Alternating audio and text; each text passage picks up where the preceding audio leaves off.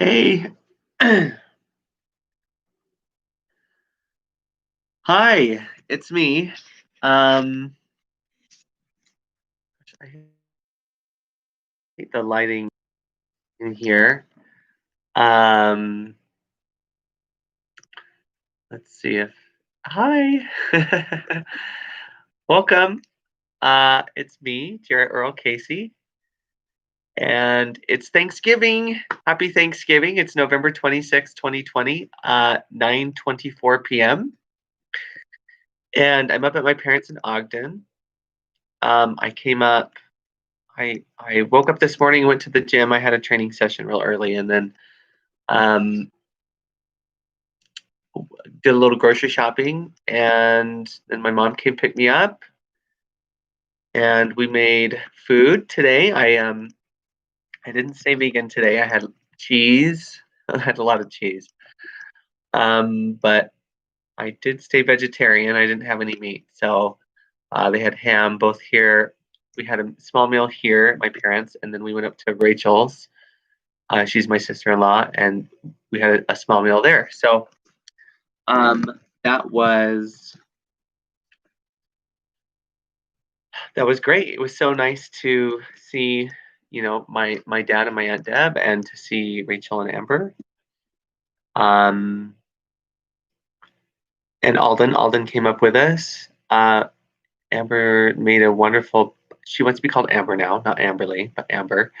Um, so she made an apple pie. It was really good, and Rachel made a butter compote with like chives and compote butter, she called it. Sorry. um, she's she's really talented. Anyways, it was nice to just hang out with them and see them all, and it was really nice. So I really do hate this camera. So tomorrow is Black Friday, and I'm hoping to get a new laptop. Although I won't be getting it until Christmas, but um, hopefully it has a clearer thing than this. If it doesn't, I'll just get a clip-on camera that's maybe nicer or something like that. I guess I should have done that this whole time, but um,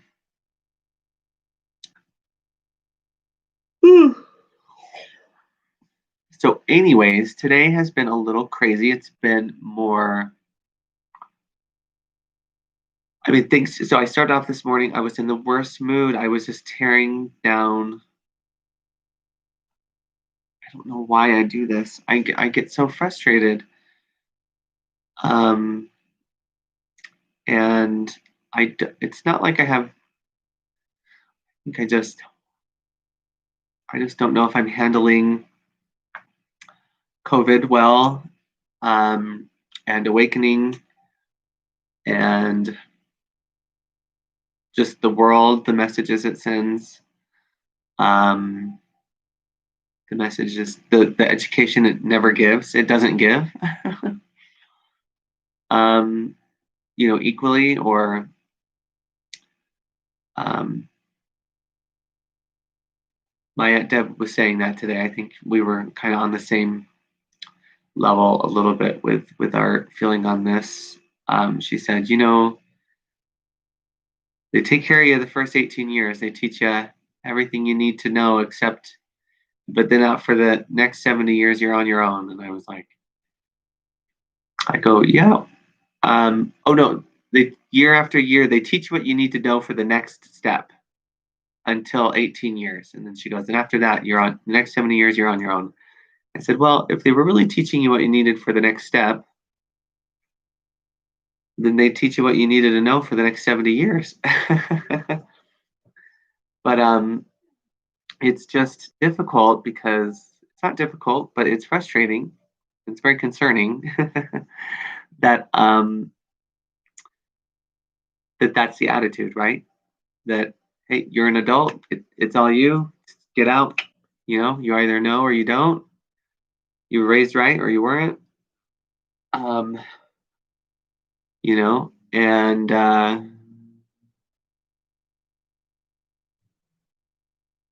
it's just a very strange time in human history. So, um, but other than that, things are good. And I mean, not really. Someone says. So, I it was good to see. I washed my mom's car. I washed the inside and the outside, so it was kind of smelly. I was like, oh, and there was not cat, dog hair all over. I'm like, oh my gosh, I've got to clean this car. So I did that today, which was good, and helped do some dishes. And she was so cute. She was getting a little stressed out while she was cooking. Kind of kept getting flustered. I'm like, Mom, it's okay. Just calm down. It's okay. Don't get upset. She's having trouble sometimes keeping her cool. Doing that, I think, she doesn't want people to get upset at her. Um, but I guess we all can do that sometimes, and so uh, yeah. Rachel seems doing really well. Amberly was playing her game. She barely came out, but she did come out. It was really great to see, um, just to see her come out of her room and say hi. She was in her room swearing and playing her game called League of Legends, which is exactly what her dad used to do. He would just sit in there and be on his game and yell at his game. So I'm like, hey, she's just like her dad. Um, and he gave my mom a call, so that was cool. Alden worked today. Yeah, we just kind of just did what we could. And that helped bring me back up. Because this morning oh my gosh, I don't know why I I was very critical of the church again, and I have a meeting with stake president on Sunday. I'm like, "Oh, why am I like this? I need to be more calm and Christ-like. Especially because I keep hearing in my head that they also would like to talk, um, and that for some reason they can't, which I get frustrated about. I'm like, you could talk to me my whole life, but that's in the past, right? It's ancient history, so I need to be more present in the moment and just try and be myself more truly, be a little more happy and not so feeling, I don't want to say victimized, but I don't know. And then there's these other people that just are just crazy people, I think.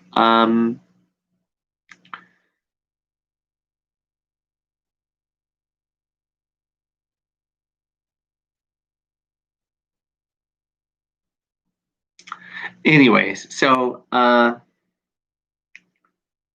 I'm hoping for a full recovery and some hope and affirmation, some messages of, hey, we see you, we hear you, we love you. I think the whole country's hoping for those messages. Um, I'm hoping for some more inner peace. And anyways, I want to say to President Nelson that I love him very much. And I'd like to say the same to myself.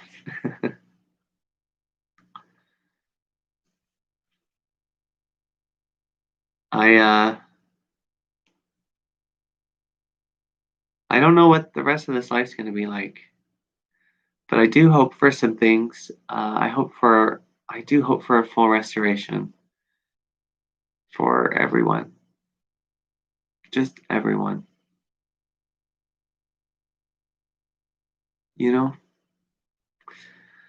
and I hope for a plan, a love, a country, a unity, people that want to work toward that restoration, to lay the foundation for it to happen. Um, for me, I'm like, I just don't know what that is right now. It's like, just be more Christ-like. I need help, but um,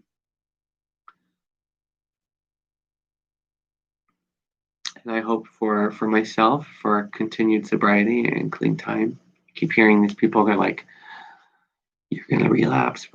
I'm like, just stop. Just don't even. Why would you do that? Just stop. Stop saying that. It's hard enough just being in recovery. Just let someone be in recovery. If you know, I'm hoping for a loving, gentle relationship that maybe I could raise a family with, or in. Sorry, just in. Yeah, and I hope, and just, yeah, just embrace touch. Time shared, closeness, um, love, of course, teaching, yeah, learning, yeah, and I hope for new friends, new life. Uh,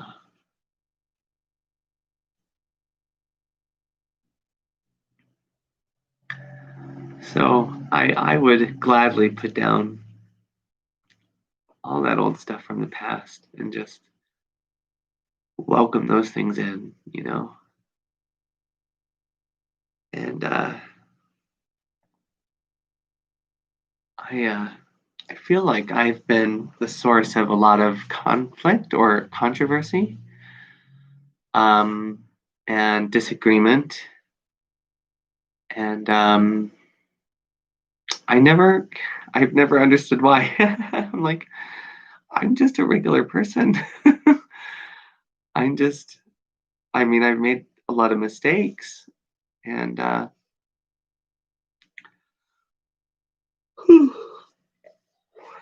just things like ever even trying drugs in the first place, or stupid mistakes, just um, taking things from people I love.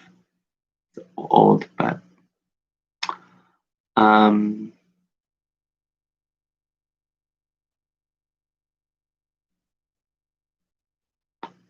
driving under the influence, that's probably stupid. Looking at porn, not very much, but stupid stuff. Normal, stupid here on Earth, but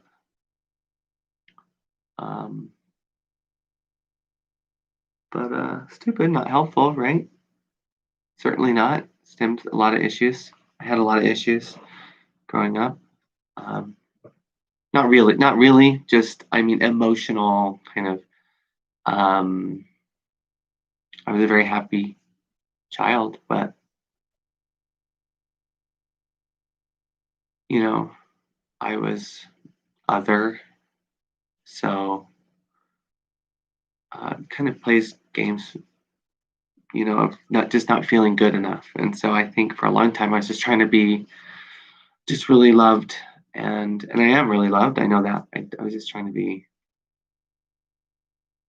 good enough. Not that I wasn't, right? Because I was. And I am.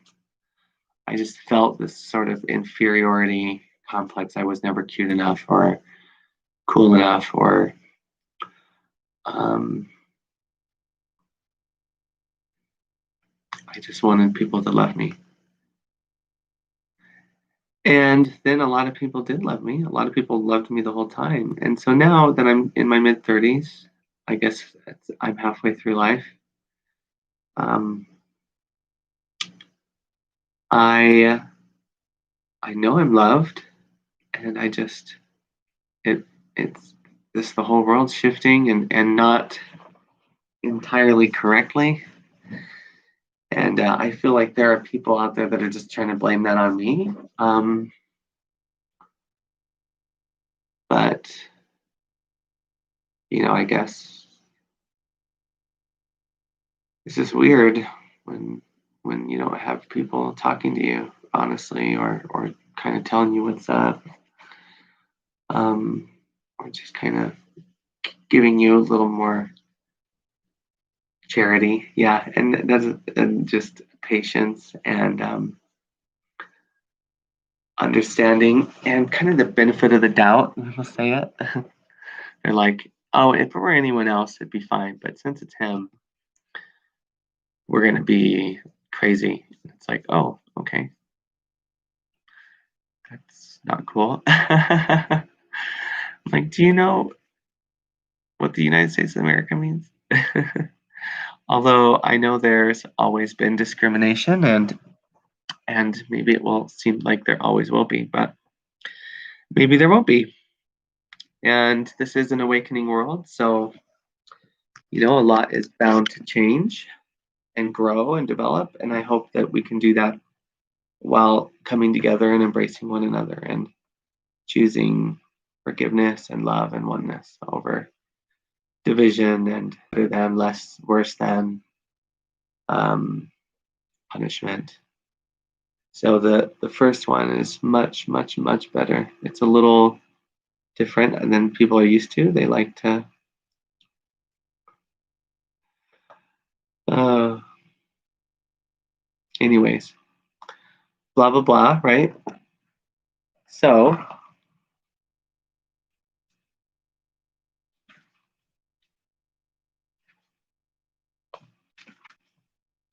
acceptance of your brother. Okay. So this is chapter 9, the acceptance of the atonement, section 7, the 2 evaluations. Sorry. Oh, so cute. Okay, God's will is your salvation. Would he not have given you the means to find it?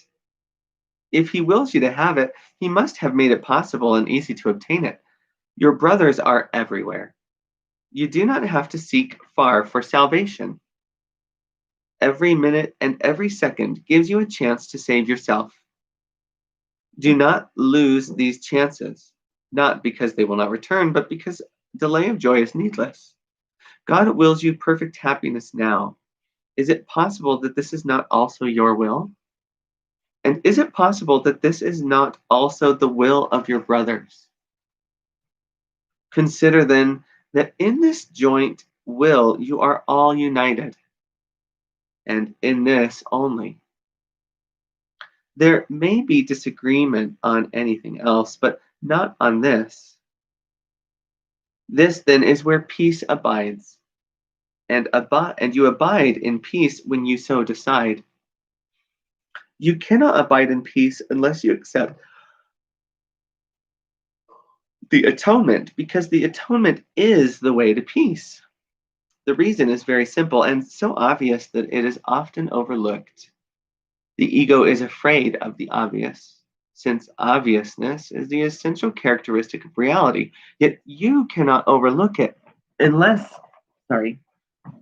you are not looking.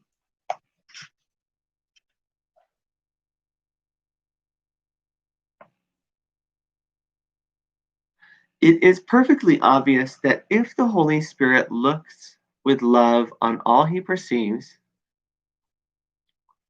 he looks with love on you. His evaluation of you is based on his knowledge of what you are. And so he evaluates you truly. And this evaluation must be in your mind because he is. The ego is also in your mind because you have accepted it there. Its evaluation of you, however, is the exact opposite of the Holy Spirit's because the ego does not love you. It is unaware of what you are and wholly mistrustful of everything it perceives because its perceptions are so shifting. The ego is therefore capable of suspiciousness at best and viciousness at worst. That is its range. It cannot exceed it because of its uncertainty, and it can never go beyond it because it can never be certain. You then have two conflicting evaluations of yourself in your mind, and they cannot both be true. Yet you do not yet realize how completely different these evaluations are, because you do not understand how lofty the Holy Spirit's perception of you really is. He is not deceived by anything you do, because he never forgets what you are. The ego is deceived by everything you do, especially when you respond to the Holy Spirit, because at such times its confusion increases. The ego is therefore particularly likely to attack you when you react lovingly, because it has evaluated you as unloving and you are going against its judgment. The ego will attack your motives as soon as they become clearly out of accord with its perception of you. This will then shift abruptly from suspiciousness to viciousness, since its uncertainty is increased. Yet it is surely pointless to attack in return. What can this mean except that you are agreeing with the ego's evaluation of what you are? If you choose to see yourself as unloving, you will not be happy. You are condemning yourself and must therefore regard yourself as inadequate. Would you look to the ego to help you escape from a sense of inadequacy that it has produced and must maintain for its existence? Can you escape from its evaluation of you by using its methods for keeping this picture intact? You cannot evaluate an insane belief system from within it. Its range precludes this. You can only go beyond it, look back from a point where sanity exists and see the contrast. Only by this contrast can insanity be judged as insane. With the grandeur of God in you, you have chosen to be little and to lament your littleness. Within the system that dictated this choice for the lament is inevitable. Your littleness is taken for granted there, and you do not ask who granted it. The question is meaningless within the ego's thought system because it would open the whole thought system to question. I have said that the ego does not know what a real question is. Lack of knowledge of any kind is associated with unwillingness to know, and this produces a total lack of knowledge simply because knowledge is total. Not to question your littleness, therefore, is to deny all knowledge and keep the ego's whole thought system intact. You cannot retain part of a thought system because it can be questioned only at its foundation. And this must be questioned from beyond it, because within it, its foundation does stand. The Holy Spirit judges against the reality of the ego's thought system merely because he knows its foundation is not true. Therefore, nothing that arises from it means anything. He judges every belief you hold in terms of where it comes from. If it comes from God, he knows it to be true. If it does not, he knows that it is meaningless. Whenever you question your value, say, God himself is incomplete without me. Remember this when the ego speaks, and you will not hear it. The truth about you is so lofty that nothing unworthy of God's is worthy to you.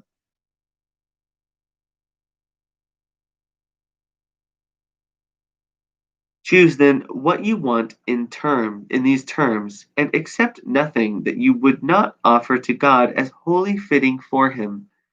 You do not want anything else. Return in your part to him, and he will give you all of himself in exchange for the return of what belongs to him and renders him complete. Tomorrow we'll read grandeur versus grandiosity. And then we have sickness, kind of a weird one, but I've never read it. Oh, and chapter 11, God or the Ego. The gifts of fatherhood, from darkness to light, the inheritance of God's Son, the dynamics of the ego.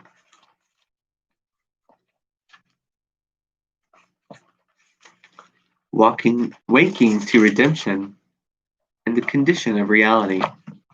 So that's all. That's all. That's not all very interesting. I just mean it's very interesting. So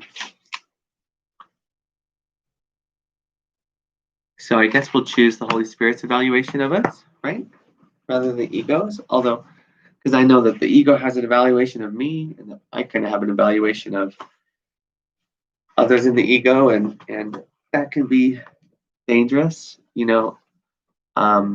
When we could just go with the Holy Spirit's evaluation, which is, we're all inherently valuable, and that's not talking about money. It's just talking about real worth, which is that which we can offer one another and to uphold and uplift one another, to bless, comfort, heal, and offer all of that to God while also keeping it ourselves and offering it to ourselves.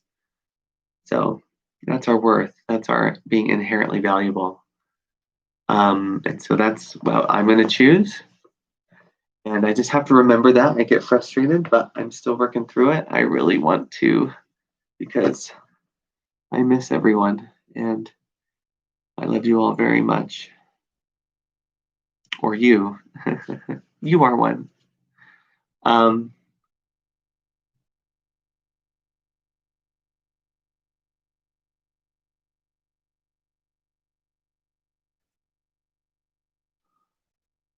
I keep hearing these things today. They're trying to get me to lose hope. So it works a little sometimes, but maybe they're not trying to do that. And I know I still am holding on to hope. I do kind of have some times when I'm like, oh my gosh, this world is just insane.